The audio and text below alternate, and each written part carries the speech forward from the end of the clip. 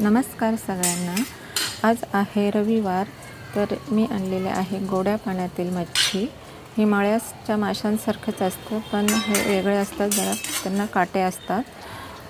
ते स्वच्छ धुवून घेतलेले आहेत। इथे मी गॅसवर कढई ठेवलेली आहे। कढईमध्ये तेल टाकून घेतलं आणि आलं लसूण पेस्ट टाकून घेतली, छान फ्राय करून दिलं आणि त्यानंतर हळद मसाला, गरम मसाला आणि धणे पावडर टाकून चांगली छानपैकी फ्राय करून घेतलं आणि त्यामध्ये मासे टाकून घेतले। एक चमचा हिंग टाकून घेतलं, मीठ टाकून घेतलं आणि सर्व माशांना मसाला लागेल असे सर्व मासे छानपैकी एकसारखे करून घेतले। आणि इथे मी मासे एकसारखे केले आणि त्यानंतर 5 मिनिट झाकण ठेवणार आहे। मासे छानपैकी वाफेवर शिजून देणार आहे। इथे छान आपले मासे शिजतात तोपर्यंत मी इथे मुगाची डाळ शिजवलेली आहे। मुगाच्या डाळीत हळद, टोमॅटो, मीठ टाकून घेतलं आणि ते गॅसवर पातेली ठेवलेली आहे।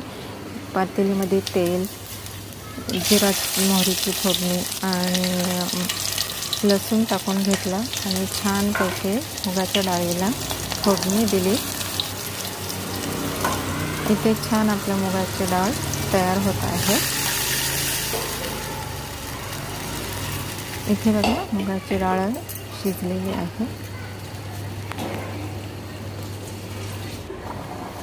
इथे आपले मासे सुद्धा खूप छान शिजलेले आहेत। आपले सुके मासे तयार झालेले आहेत। इथे भरपूर प्रमाणात मी कोथिंबीर टाकून घेतली।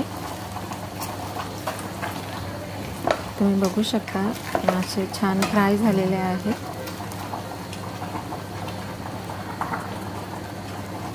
हे बघा, चवीला खूप छान असतात हे मासे।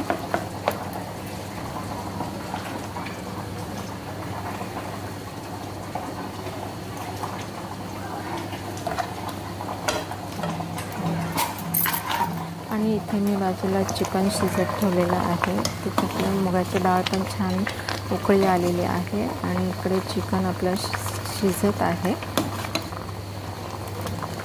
चिकन रश्शाचं बनवलेलं आहे। इथे भात तयार झालेला आहे आणि इकडे बघा आपलं चिकनसुद्धा रश्शाचं तयार झालेलं आहे। छान तर्री आलेली आहे। तुम्ही बघू शकता चिकनसुद्धा खूप सुंदर झालेलं आहे।